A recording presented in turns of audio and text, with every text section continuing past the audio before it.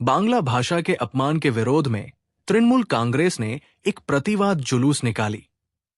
शनिवार इस्लामपुर नगर युवा तृणमूल कांग्रेस और नगर तृणमूल छात्र परिषद के संयुक्त तत्वावधान में प्रतिवाद जुलूस निकालने के साथ साथ इस्लामपुर बस टर्मिनस के खुले मंच पर एक विरोध सभा आयोजित की गई।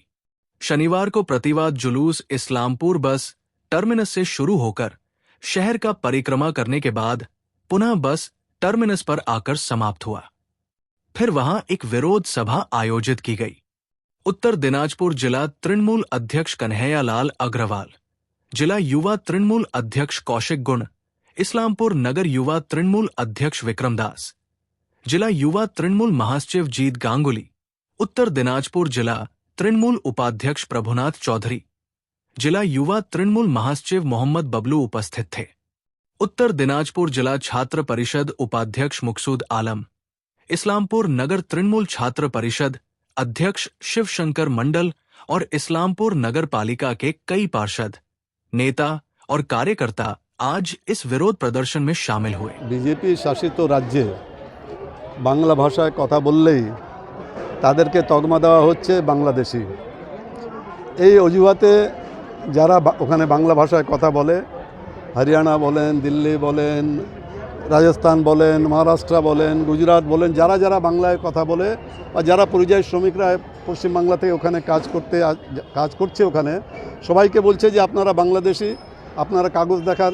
যখনই ভোটার কার্ড দেখাচ্ছে, আধার কার্ড দেখাচ্ছে, তখনই বলছে এসব জালি, এসব জালি। শুধু তা নয়, উল্টা বলছে যে आप लोग जहाँ से आए वहाँ चले जाइए। তারপর পুলিশ ধরে নিয়ে গিয়ে থানায় নির্যাতন করছে, পিটাচ্ছে, খেতে দিচ্ছে না। তারই প্রতিবাদে আমাদের 21শে জুলাই আমাদের দলের সর্বময় নেত্রী মাননীয় মমতা বন্দ্যোপাধ্যায় আমাদেরকে নির্দেশ দিয়েছিলেন যে যেহেতু বাংলা ভাষায় কথা বললেই বাংলাদেশি বলা হচ্ছে বলে উনি ভাষা আন্দোলনের ডাক দিয়েছিলেন।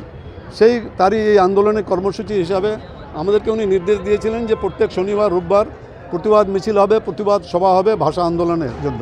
সেই হিসাবেই আমরা আজকে এখানে তৃণমূল যুব কংগ্রেস যে আছে ইসলামপুর শাখার, তৃণমূল ছাত্র পরিষদ ইসলামপুর এবং তৃণমূল মহিলা কংগ্রেস ইসলামপুর, এনারা এদের সম্মিলিত উদ্যোগেই আজকে এই প্রতিবাদ মিছিল এবং প্রতিবাদ সভা আজকে যারা উপস্থিত হয়েছেন সবাইকে আপনাদের মাধ্যমে আমি জেলা তৃণমূল কংগ্রেসের পক্ষ থেকে অনেক অভিনন্দন জানাচ্ছি এবং আপনাদেরকেও বলবো যে যেভাবে বিজেপি শাসিত রাজ্যে বাঙালিদের হেনস্থা করা হচ্ছে, বাংলা ভাষাকে অপমান করা হচ্ছে, আগামী দিনে যারা এই কাজটা করছেন তাদেরকে উচিত শিক্ষা দিতে হবে। কেননা গোপালকৃষ্ণ গোখলে বলেছিলেন যে what Bengal things today India things tomorrow. তো আজকে আমরা এখানে প্রতিবাদ মিছিলের মধ্যে দিয়ে আমরা এই আওয়াজটা দিয়েছি যে বাংলা ভাষীদের বা বাঙালিদের হেনস্থা করলে পশ্চিমবাংলাও কিন্তু ছেড়ে কথা বলবে না। জন্ম নিয়েছি বাংলায়, বাংলা ভাষায় কথা বলি। বাংলা আমাদের আবেগ, এই বাংলা ভাষাটা আমার আবেগ। এই বাংলায় জন্মগ্রহণ করে আমাদের বাংলার মানুষ বিভিন্ন রাজ্যে যে তার কর্মদক্ষতা, তারা স্কিল দিয়ে লেবার দিয়ে পরিশ্রম করে সেই জায়গার উন্নতি করছে। আজকে ভাবুন তো উত্তরপ্রদেশ থেকে বাংলার সব শ্রমিক চলে আসে, উত্তরপ্রদেশের অর্থনীতি অবস্থা কোথায় পড়ে যাবে। তারা কাজ করছে, তো কাজ করে অর্থের বিনিময়ে সে তারা যখন বাংলা ভাষায় তাকে অপমান করা হচ্ছে। কোথায় আছে আমরা, কোন রাজ্যে আছে?